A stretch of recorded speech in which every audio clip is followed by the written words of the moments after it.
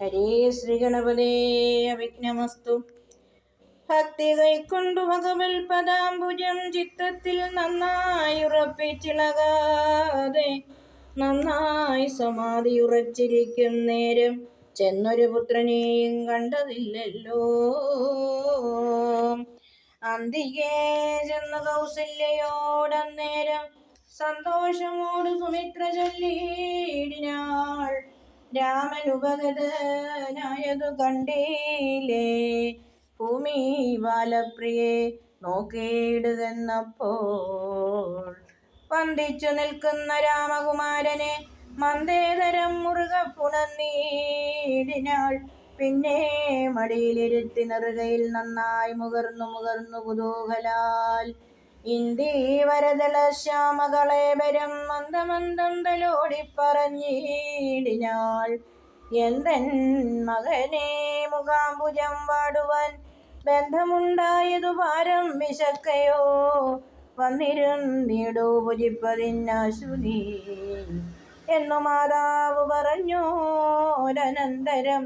വന്ന ശോകത്തെ അടക്കി രഘുവരൻ തന്നുടെ മാതാവിനോടരുളി ചെയ്തു, ഇപ്പോൾ ഭുജിപ്പാൻ അവസരമില്ലമ്മേ, ക്ഷിപ്രമരണ്യവാസത്തിനു പോകണം. മുൽപ്പാടു കേകയപുത്രിയായ അമ്മയ്ക്കു മൽപിത രണ്ടു വരം കൊടുത്തിടിനാൻ. ഒന്നു ഭരതനെ വാഴിക്കെന്നതും എന്നെ വനത്തിനയക്കെന്നു മറ്റേതും തത്ര 14 സംവത്സരം വസിച്ചത്ര വന്നിടുവൻ പിന്നെ ഞാൻ വൈകാതെ. സന്താപമേതും മനസ്സിലുണ്ടാകാതെ സന്തുഷ്ടയായി വസിച്ചിടുക മാതാവും. ശ്രീരാമവാക്യമേവം കേട്ട് കൗസല്യ പാരിൽ മോഹിച്ചു വീണിടിനാളാകുലാൽ. പിന്നെ മോഹം തീർന്നിരുന്നു ദുഃഖാർണവം തന്നിൽ മുഴുകി കരഞ്ഞുടൻ തന്നുടെ നന്ദനൻ തന്നോടു ചൊല്ലിനാളിന്നു നീ കാനനത്തിനു പോയിടുകിൽ എന്നെയും കൊണ്ടുപോകേണം മടിയാതെ.